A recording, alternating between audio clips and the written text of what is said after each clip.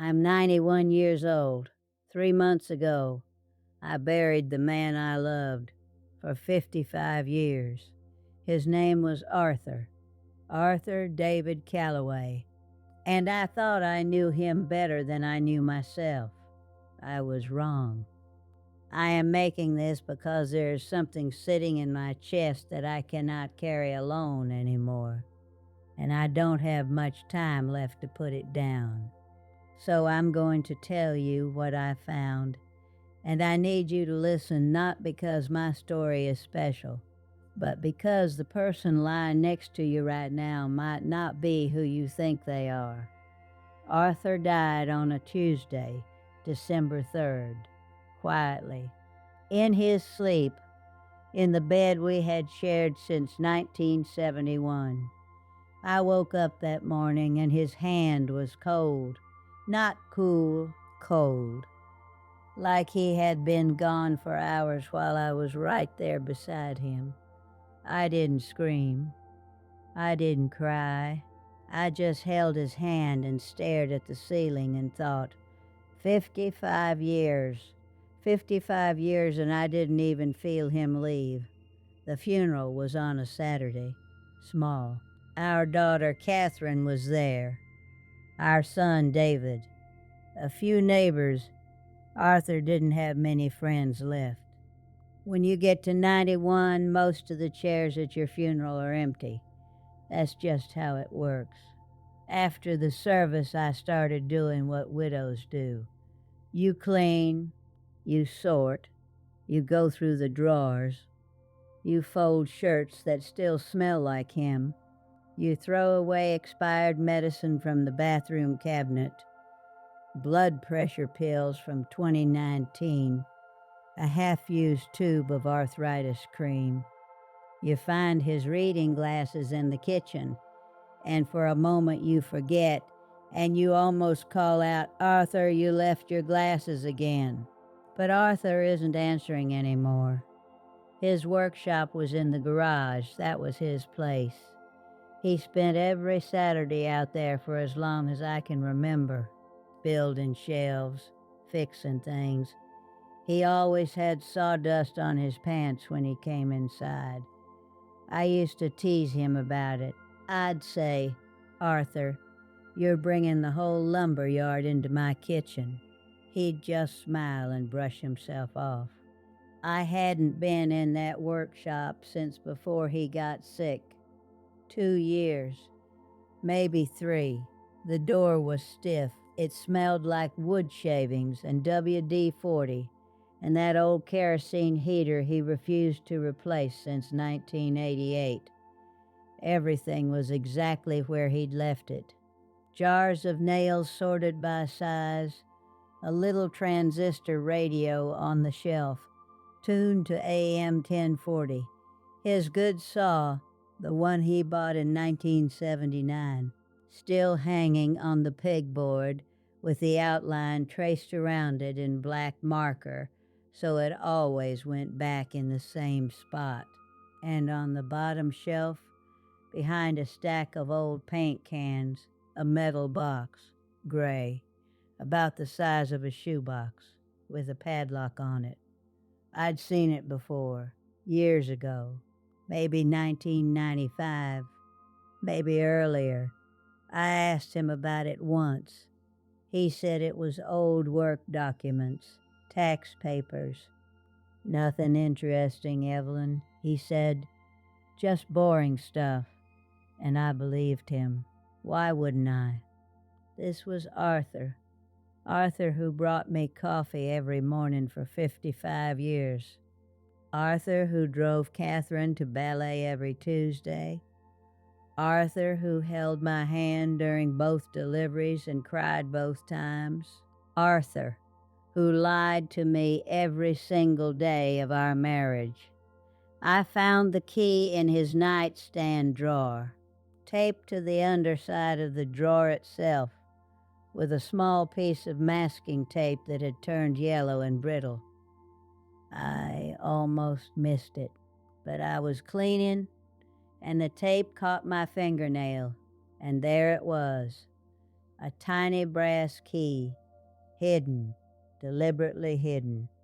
My hands were shaking when I opened that box. I'm 91 years old. My hands shake anyway. But this was different. This was the kind of shaking that starts in your stomach and works its way out through your fingers. Inside were letters, dozens of them, handwritten, on light blue stationery with little flowers in the corner, the kind you'd buy at a Hallmark store. And every single one of them was addressed to Arthur, from a woman named Lorraine. The first letter was dated March 1968. Let me say that again, 1968. We got married in 1971, which means whatever this was, it started before me. I sat on the cold, concrete floor of that workshop and I read every single letter. It took me 3 hours. My back was screaming, my knees were locked. I didn't move. I couldn't. Lorraine lived in a city about 4 hours away. She called Arthur my darling A. She wrote about their weekends together, about restaurants I had never heard of, about a little apartment on Chambers Street with yellow curtains that she picked out for them. She wrote about how hard it was when he left on Sunday nights, how the bed felt too big without him. But that wasn't the part that broke me. In a letter from 1974, Lorraine wrote about their son, his son, a boy named Thomas, born in 1973. She described his first steps, his first word. She said he had Arthur's eyes. In 1979, she wrote about their daughter, a girl named Rebecca, born in 1978. She looks just like you, Lorraine wrote. Same stubborn chin.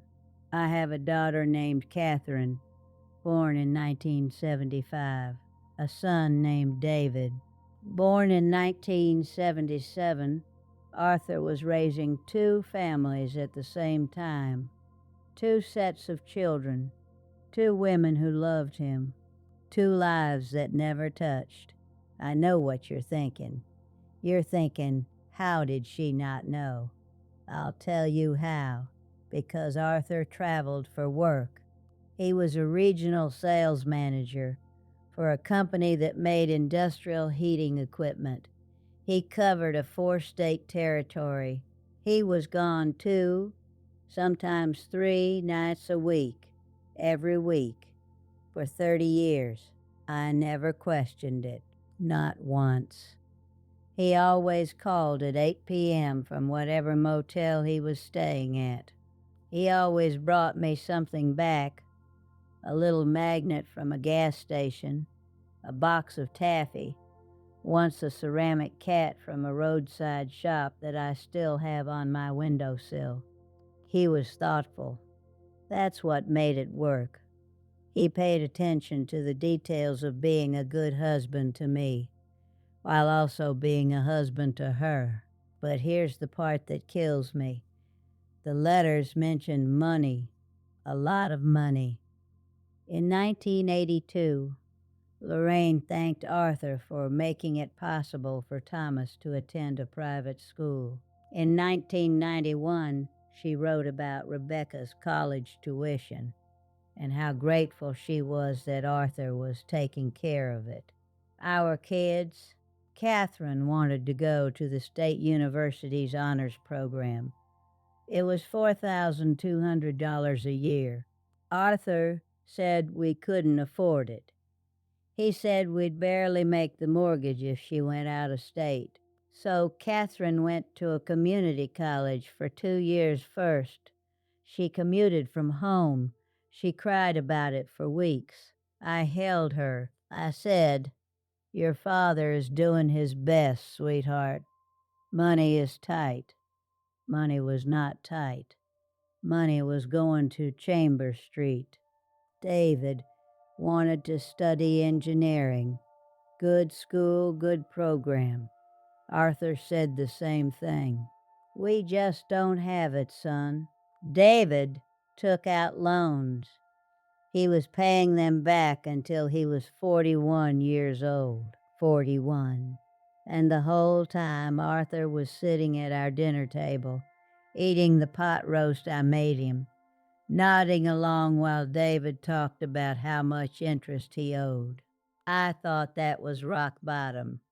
I was wrong.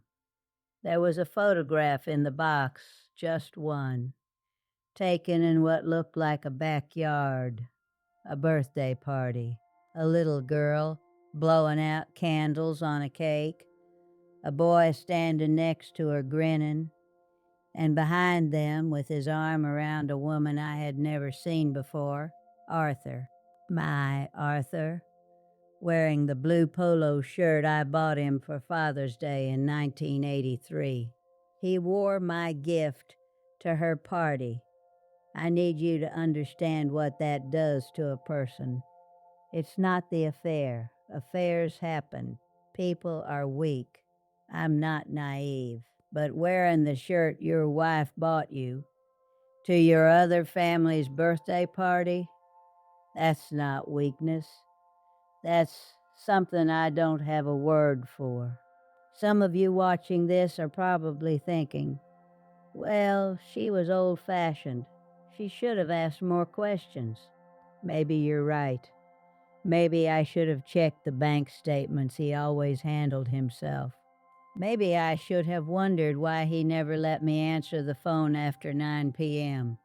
Maybe I should have noticed that he always drove his own car on work trips instead of flying like his colleagues. But let me tell you something about trust. Real trust. The kind you build over decades. It doesn't make you smart. It makes you blind. Willingly, beautifully, devastatingly blind. Because the alternative is living every day suspicious of the person you chose to build your life with. And nobody can live like that, not for 55 years. So I trusted him, and he used that trust as a hiding place. I found out that Lorraine passed away in 2011. There was a funeral program in the box. Arthur went to her funeral. I remember that week. He told me he was going to a trade conference in another state. He was gone for 3 days. He came home quiet. I asked if he was okay. He said, "Just tired, Evelyn. Long drive." I made him soup. I made him soup. I made soup for a man who had just buried the woman he loved, while I was standing in the kitchen thinking I was the woman he loved. Now here's what I need you to hear, because this isn't just a sad old woman telling a sad story. This is a warning. You think you know the person you're with. You think those little morning routines and inside jokes and shared memories mean you've seen all of them. You haven't. You have seen what they have chosen to show you. That's it. That's all any of us ever see. And I'm not telling you to go through your husband's phone or your wife's emails like some kind of detective. That's no way to live either. I'm telling you to pay attention, not with suspicion, with presence.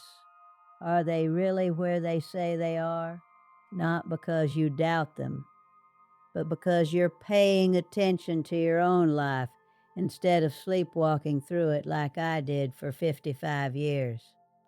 I spent half a century washing that man's shirts, cooking his meals, raising his children on a budget that was tighter than it needed to be, because he was spending our money on children I didn't know existed. And you know what the cruelest part is? I still love him. That's the part I can't explain and I can't forgive myself for. Even now, knowing everything, I still reach for his side of the bed in the morning. I still hear his voice when the house gets too quiet. I still have his coffee mug in the cabinet because I can't bring myself to throw it away. 55 years of love doesn't just shut off because you find a box. My friend Doris, she's 84, practically a child. She said to me last month, "Evelyn, would you rather have never found it?" And I thought about that for a long time.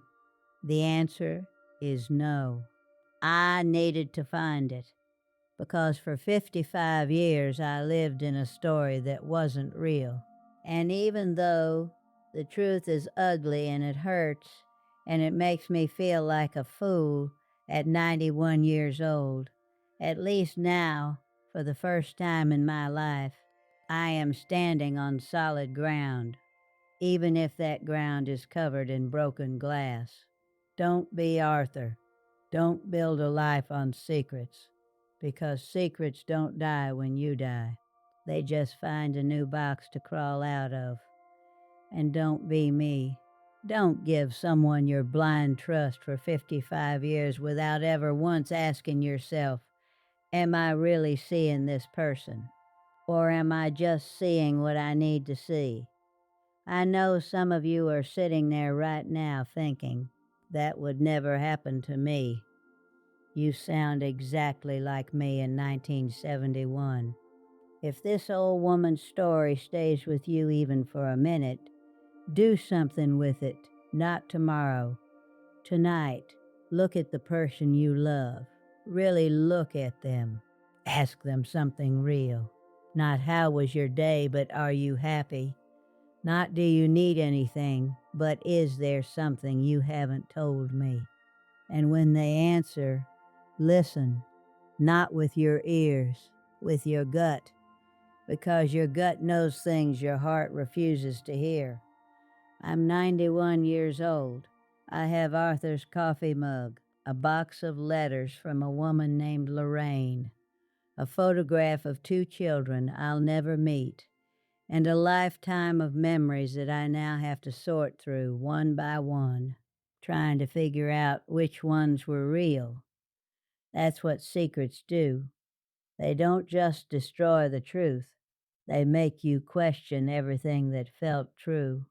Now go home, look at the people you love, and for God's sake, be honest with them, because one day someone is going to open your box, and whatever is inside, that's your real legacy, not the house, not the career, not the fancy funeral, the box. If any of this stayed with you, share this video, leave a comment, and subscribe, because I have more truths left in me and not much time to tell them.